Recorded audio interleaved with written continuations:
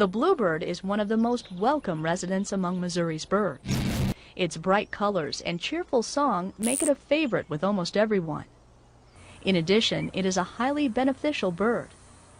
About 2/3 of its diet is insects, many of which are damaging to crops. Bluebirds are a rural bird, seen in open grasslands with scattered trees or fences. Urban residents seldom see bluebirds and sometimes become concerned that they are rare. Actually, bluebird numbers are on the rise. They're about 4 times as abundant as they were just a decade ago.